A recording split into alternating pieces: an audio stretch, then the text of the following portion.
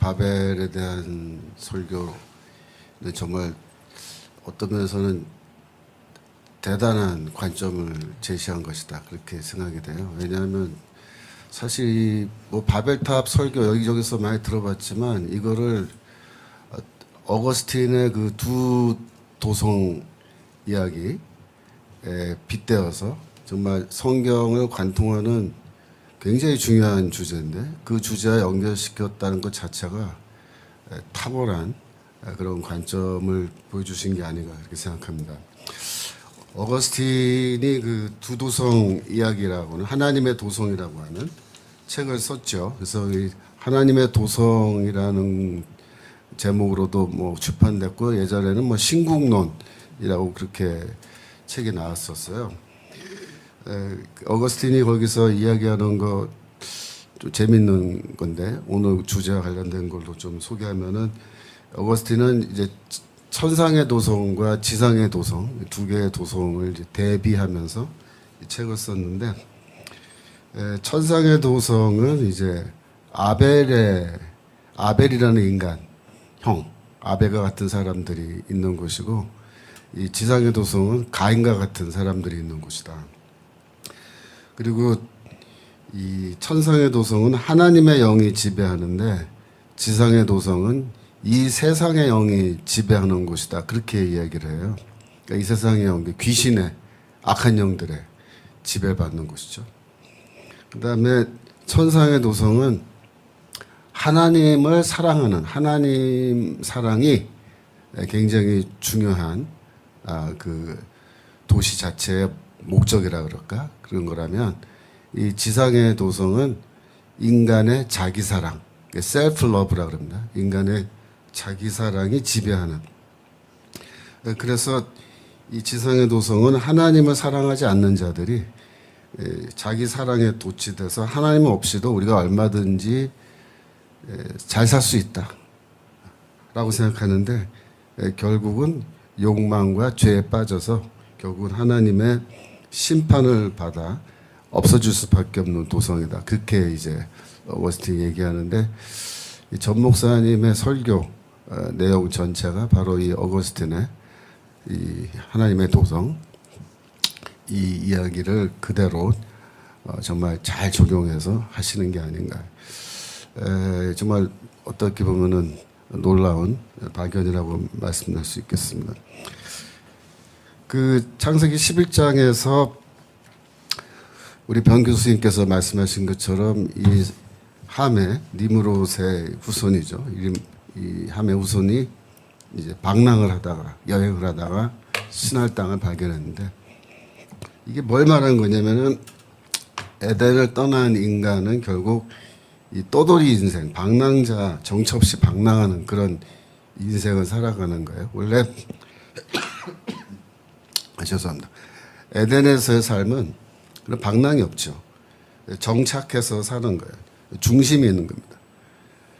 하나님은 원래 인간이 생육하고 번성하여 땅을 정복하라고 할 때 이 에덴에서부터 시작해서 점점 이제 인구가 많아지면은 에덴이라는 곳이 인구 밀도가 높아지면서 어떻게 되겠어요?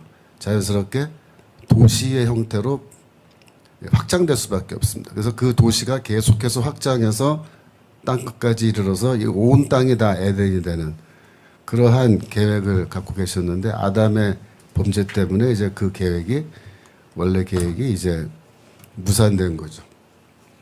그래서 하나님께서 이제 에덴에서 쫓아냈는데 이 가인의 삶을 보면요. 가인이 범죄한 뒤에 창세기 4장 12절에 하나님께서 뭐라고 이제 벌을 주시냐면은 너는 유리하는 자가 되라. 방랑하는 자, 떠돌아다니는 자가 되라. 그렇게. 근데 이 떠돌아다니는 게 이게 심판이거든요. 신명기 28장 64절. 신명기 28장 64절. 28장 64절. 신명기.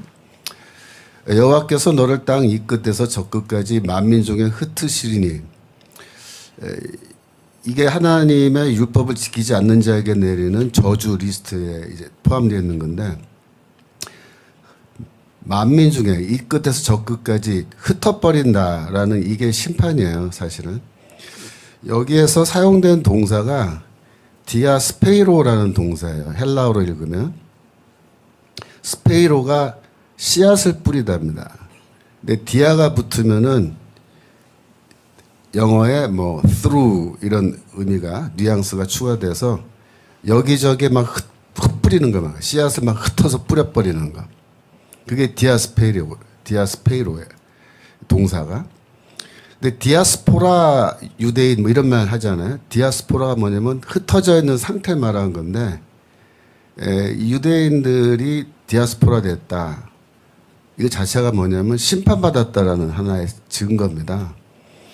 그래서 하나님께서 이렇게 흩어버리는 것이 원래 이게 심판인데, 이 바벨탑 스토리에서 8절과 9절 보시면 지면에 그들을 흩어버리셨다라고 2번 나오는데, 그때도 헬라어로 읽으면은 디아스페이로 동사가 2번 다 사용됐어요.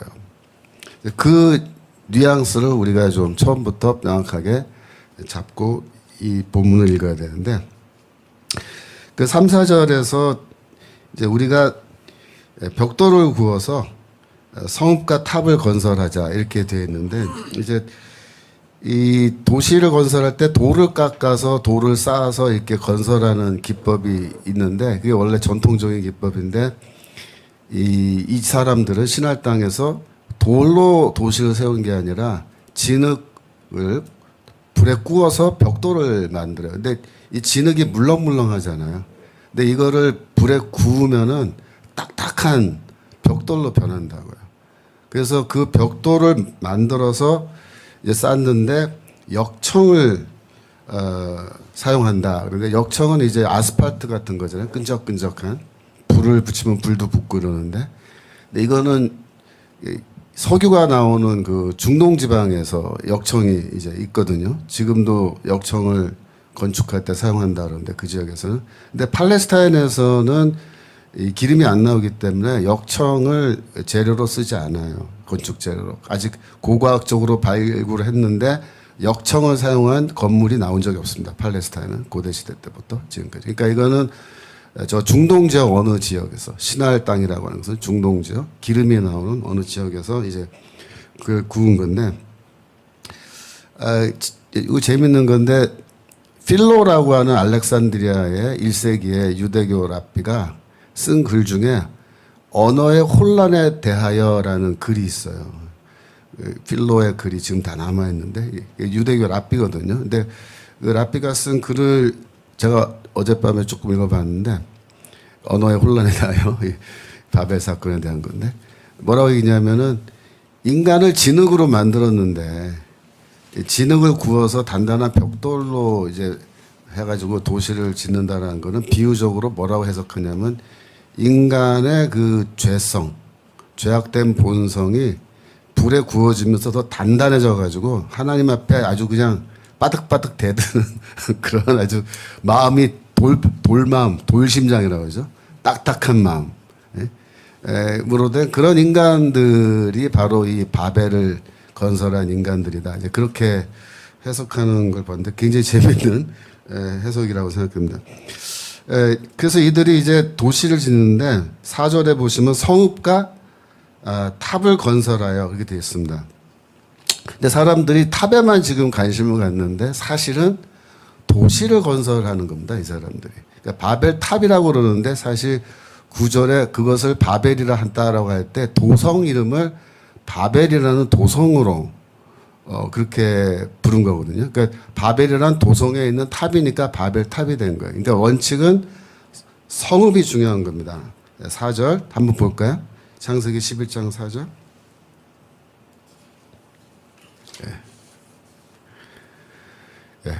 성과 대를 쌓아. 그래서 성이 성읍이고 도시고 대는 탑을 말하는 거죠. 근데 고대 시대에 이렇게 그 성을 지을 때 탑을 쌓는 거는 기본적인 어떤 패턴이에요.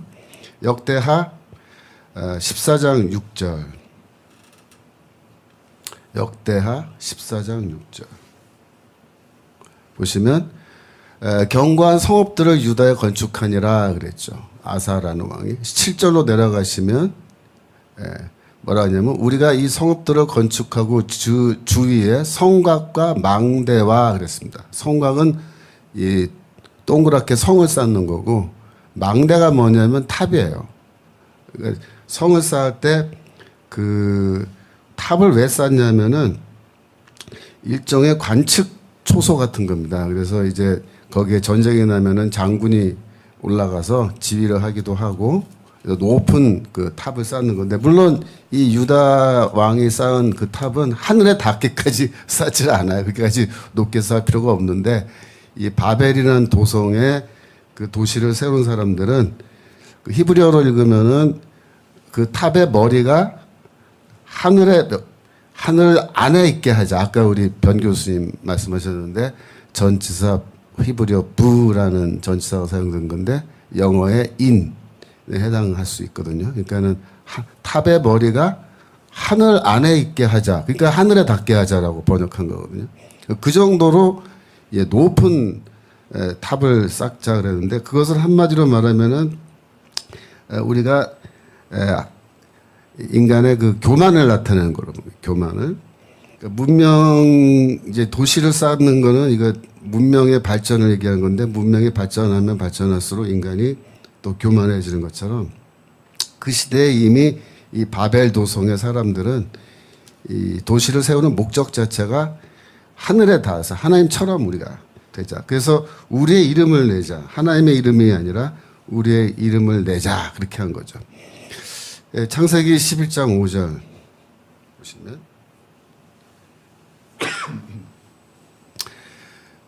여호와께서 인생들의 쌓는 성과 대를 보시려고 강림하셨더라. 그래서 강림한다라는 말이 아주 재미있는 동사예요. 위에서 내려온다는 뜻이거든요. 그러니까 인간은 뭘 하려면은 탑을 높게 쌓아서 아래에서 위로 해서 하늘로 올라가려는 거예요. 근데 하나님은 어떻게 하시냐면 위에서 이제 내려오셨어요. 탑을 보려고. 인간은 올라가려고 그러고 하늘은 하나님께서는 이렇게 내려오시는 건데 방향이 반대죠. 방향이 반대예요. 그래서 하나님은 하늘에 계시고 그죠?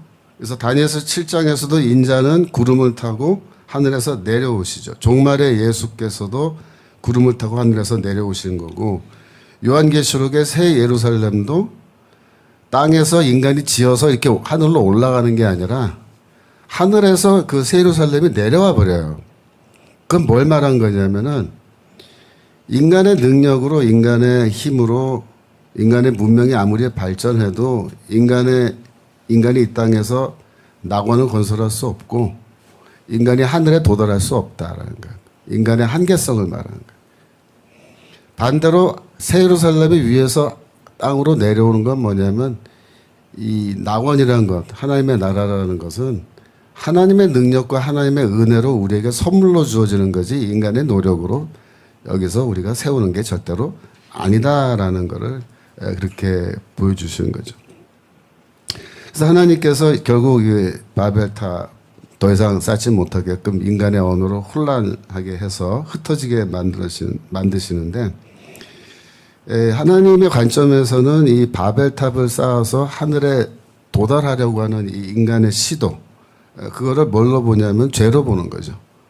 아담의 범죄와 매우 유사한 죄로 보는 거예요. 아담은 왜 선악과를 먹었어요? 그걸 먹으면 하나님처럼 될 수 있다라는 뱀의 꼬임에 넘어가서 그죠? 먹었잖아요. 그 신할 땅의 사람들이 한 그 짓거리가 아담의 지은 죄를 반복하는 그런 죄로 그렇게 보시고 이걸 심판하신 것입니다. 그래서 아까 말씀드린 것처럼 창세기 8절로 11장 8절로 내려가시면 8절 거기서 그들을 온 지면에 흩으신 거로 그죠? 그래서 디아스페이로라는 동사가 여기서 사용돼요. 흩어버리다. 그러니까 성 쌓기를 그쳤다. 성의 건설, 도시 건설이 인간의 도성 건설이 그냥 끝장나 버렸다. 그래서 이 장면을 이제 우리가 구약 성경에서 다시 좀 관찰을 하면은 이사야서 2장 11절. 이사야서 2장 11절. 인간의 그 교만, 자기 스스로를 높이려고 하는 교만을 2장 11절부터 봅니다. 11절. 이렇게 얘기합니다. 그날에 눈이 높은 자가 낮아지며 교만한 자가 굴복되고 여호와께서 홀로 높임을 받으시리라. 그렇죠? 이게 바벨탑 스토리랑 유사하죠. 우리의 이름을 내자, 하늘에 도달하자라고 했는데 그렇게 안 된다는 거예요. 하나님의 이름만 오히려 더 높여졌다. 12절. 대저 만군의 여호와의 한날이 모든 교만한 자와 거만한 자와 자고한 자에게 임하여 그들로 낮아지게 하고. 신할 땅에 사는 사람들 경험한 거랑 똑같은 겁니다. 13절. 또 레바논의 높고 높은 모든 백향목과 바산의 모든 상수리 나무와 모든 높은 산과 모든 솟아오른 작은 산과, 그 다음 보세요. 모든 높은 망대와, 이게 탑이거든요. 망대가 탑. 견고한 성벽, 이건 도시잖아요. 도시. 그러니까 도성을 건설하고 탑을 세우자라는 그런 모든 인간의 노력, 바벨탑을 세우려는 노력은 비유적으로 말하면 하나님을 거부하고 인간이 스스로를 높이려고 하는 모든 잘못된 시도들, 아담 이후에 모든 인간들이 이 역사 속에서 반복하고 있는 모든 시도들이 다 하나님의 심판을 받고 결국은 낮아지고 흩어질 수밖에 없다는 거예요. 다시스의 모든 배와 모든 아름다운 조각분에 이르러니 17절. 그날에 자고한 자는 굴복되며 교만한 자는 낮아지고 여호와께서 홀로 높임을 받을 것이다. 이사야서 14장 12절. 이사야서 14장 12절. 네. 너 아침의 아들 계명성이 어찌 그리 하늘에서 떨어졌으며 너 열국을 엎은 자여 어찌 그리 땅에 찍혔는고. 여기서 계명성, 라틴어로 루시퍼라고 번역이 되었습니다. 그것이 무엇이건 간에 13절 보시면 내가 내 마음에 이르기를 내가 하늘에 올라 하나님의 무별 위에 나의 보좌를 높이리라. 이게 뭐예요? 이게 바벨탑이거든요. 내가 북극 지폐 산 위에 좌정하리라. 인간이 하나님처럼 되겠다. 14절. 가장 높은 구름에 올라 지극히 높은 자와 비기리라. 인간의 교만이죠. 15절. 그러나 이제 내가 음부 곧 구덩이의 맨 밑에 빠치우리라. 하나님께서 그 탑을 허무신다는 거예요. 인간의 도성을 심판하신다. 심판하신다. 예레미야서 51장 53절. 예레미야서 51장 53절. 가령 바벨론이 하늘까지 솟아오른다 하자. 그 성을 높여 견고히 한다 하자. 멸망시킬 자가 내게서부터 그들에게 임하리라. 그러니까 바벨탑이 하늘까지 솟아오르고 너희들이 그 성읍을 그렇게 견고하게 지어봐라. 인간의 도성. 그것이 하나님의 도성이 될 수 없다. 에스겔서 28장 2절. 그러니까 이러한 본문들이 계속 나오는 것은 무슨 뜻이야? 인간의 역사가 다 반복이라는 거예요. 인자야 너는 두로왕에 이르기를. 그러니까 두로라는 도성이잖아요. 이게 주 여호와의 말씀에 내 마음이 교만해 말하게 나는 신이라. 내가 하나님의 자리 곧 바다 중심에 앉았다 하도다. 내 마음이 하나님의 마음 같은지 할지라도 너는 사람이요 신이 아니거늘 그랬습니다. 밑으로 내려가서 5절. 내 지혜와 장사함으로 재물을 더하였고 그 재물로 인하여 내 마음이 교만하였다. 그래서 도성을 세우고 높은 탑 세우고 거기서 교역하고 이래서 우리가 성공하고 돈 많이 벌고 하나님 없이도 우리가 잘 살겠다. 그런데 9절로 내려가시면 어떻게 돼요? 너를 살육하는 자 앞에서 내가 그래도 말하기를 내가 하나님이라 하겠느냐. 그죠? 너를 치는 자의 수중에서 사람뿐이여 신이 아니라. 너 멸망할 때 인간의 도성 두로 너 멸망할 때 네가 그때서야 깨달을 거다. 너는 사람이요 하나님이 아니라는 것을 깨달을 것이다. 이게. 그래서 제가 이제 이런 바벨탑, 바벨이라는 도성 이야기를 읽으면서 바울 서신에 이런 스토리가 과연 있느냐. 있더라고요. 있어. 바벨탑에 이야기가 있어요. 어디 있냐면 고린도후서 10장 3절부터 봅니다. 고린도후서 10장 3절.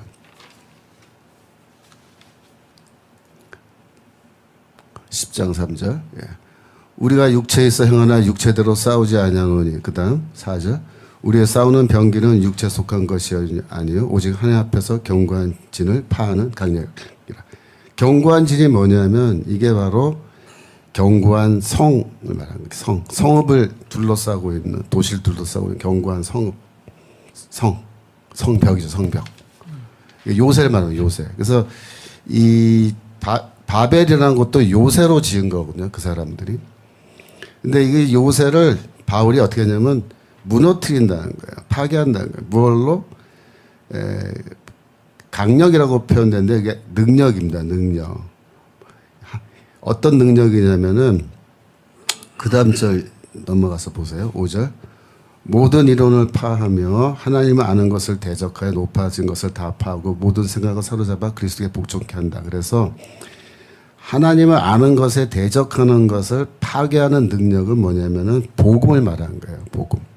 복음으로 바울은 전도하는데 그 전도를 지금 전쟁으로 묘사한 겁니다. 어떤 전쟁이냐면 바울은 쳐들어가는 거예요. 어디 가냐 바벨과 같은 도시를 쳐들어가는 거예요. 그래서 그 견고한 진을 무너뜨리고 그 다음에 하나님을 아는 것에 대적하여 높아진 것. 그래서 높아진 것이 뭐냐면 헬라어로 힙소마라고 해요. 힙소마. 헬라어로. 이게 뭐냐면 탑입니다. 탑. 높아진 것이. 힙소라는 동사가 높이다라는 동사예요. 그 명사형입니다. 높여진 것이에요. 높여진 것. 성 위에 있는 높여진 것이 뭐냐면 타워를 말하는 거예요. 탑. 그래서 이 힙소마 높여진 것을 뭐로 역사적으로 어떻게 해석했냐면 인간의 교만으로 그렇게 해석을 했어요. 이 헬라어로 교만을 히브리스라 그러거든요. 히브리스. 근데 히브리스를 이제 교만이라고 우리가 보통 번역을 합니다만 더 정확하게 번역하면요. 자기 높임이라고 번역을 해요. 자기 높임. 히브리스는. 인간의 자기 높임이에요. 셀프 엘러베이션. 근데 재미있는 게 이 바벨이란 도시에서 탑을 세울 때 하늘에까지 닿게 하는 그 뭐예요? 그 엘러베이트 하는 거잖아요. 엘러베이트. 영어로 말하면 높이는 거잖아요. 셀프 엘러베이션이라. 그 바벨탑은 셀프 엘러베이션이라는 거예요. 히브리스, 교만. 고린도 후서 10장 5절에 하나님을 아는 것 뭐냐면 하나님을 알게 하는 것이거든요. 이게 뭐냐면 복음이야. 복음은 하나님을 알게 해주거든요. 하나님 누가 하나님인지 알게 해주거든요. 거기에 대적하는 거예요. 인간의 교만을 말하는 거예요. 그래서 바울이 여기 고린도후서 10장 5절에서 4절과 5절에서 말하는 게 이게 굉장히 창세기 11장에 나오는 그 바벨이라고 하는 도성과 탑을 하나님이 무너뜨린 그 이야기가 유사한데 바울은 뭐라고 얘기하냐면 이 바벨이라는 타워를 하나님이 무너뜨리는 거를 어떻게 보면은 영적으로 해석하는 거예요. 왜냐하면은 이 인간의 내면에 있는 성벽과 이 탑, 교만 그거를 복음으로 무너뜨려서 그들의 이론을 파괴하고 그들의 생각을 포로로 잡아서 다시 한번 성경 보여주세요.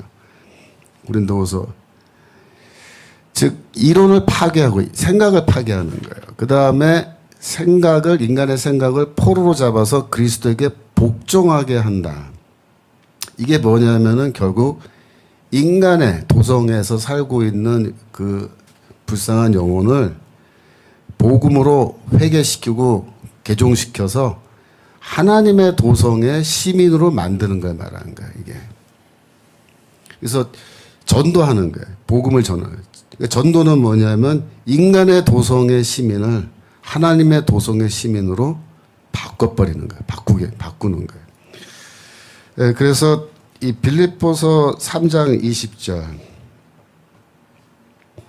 빌립보서 3장 20절. 오직 우리의 시민권은 하늘에 있는지라 그랬죠.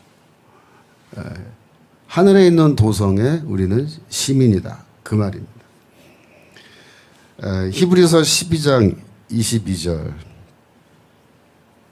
히브리서 12장 22절. 그러나 너희가 이룬 곳은 시온산과 살아계신 하나님의 도성인 하늘의 예루살렘과 그렇게 되어 있죠. 똑같은 얘기예요. 바울의 얘기와 히브리서 얘기.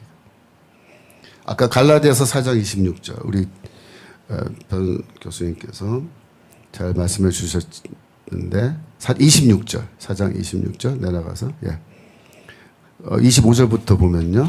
이 하가는 아라비아에 있는 시내산으로 지금에 있는 예루살렘과 같은 데니. 그러니까 예루살렘이란 말이 복수, 그러니까 쌍수인데 두 개 있다라는 뜻이잖아요. 그래서 이 하늘에 있는 예루살렘과 땅에 있는 예루살렘 그렇게 얘기하는데 유대교 랍비가 최근에 쓴 글 하나 봤는데 거기서도 두 개의 예루살렘이라는 제목의 글이 있더라고요. 그래서 이게 뭔가 하고 이제 읽어봤는데 그 사람은 예루살렘 알렙과 벳 그래갖고 이제 예루살렘 A와 B가 있다 그렇게 말하는데 읽어보니까 뭐냐면 예루살렘 A는 뭐냐면은 이 옛날 도시 지금의 예루살렘 그걸 말한 거고 예루살렘 B는 뭐냐면 텔아비브라는 거예요. 텔아비브 이스라엘의 수도. 근데 이게 진짜 이게 좀 웃기잖아요, 그죠? 둘 다 이 땅의 도성인데 알렙 벳 하면서 이게 말이 안 되죠, 그죠? 실제로 이 지금 바울이 말하고 성경이 말하고 또 전 목사님 말씀하시는 두 개 도성, 하늘에 있는 도성과 땅의 도성으로 봐야 되는데 그런 식으로 웃기더라고요. 출애굽기 1장 11절. 출애굽기 1장 11절. 요것도 이제 아까 필로 1세기 알렉산드리아의 랍비였던 유대교 필로가 언어의 혼란에 대하여라는 책 글에서 이야기하는 건데요. 이것도 재밌어서 제가 소개합니다. 출애굽기 11장에서 이스라엘 민족이 애굽 땅에서 살고 있을 때 비돔과 람셋 성을 건축하게 했잖아요. 그래서 14절로 내려가면은 그들이 이스라엘 사람들이 흙을 이겨서 벽돌을 구워요. 벽돌을. 그래서 벽돌 구워서 이 에집트의 도시를 세우기 위해서 이렇게 노예 노동을 하잖아요. 근데 하나님이 출애굽시켜버린단 말이에요. 왜 그렇게 했느냐? 이 인간의 도성이라는 거예요. 이게 인간의 도성. 그러니까 하나님의 백성이 인간의 도성에서 벽돌 구워서 인간의 도성의 그 도시 건설에 노예로서 노동하고 있는 거를 하나님이 기뻐하지 않으셔서 그들을 끄집어내서 하나님의 백성이기 때문에 하나님의 도성, 영원한 하나님의 도성을 위해서 그들이 살아가길 원해서 꺼냈다. 굉장히 이것도 바벨탑 이야기하고 좀 유사한 면이 있습니다. 그래서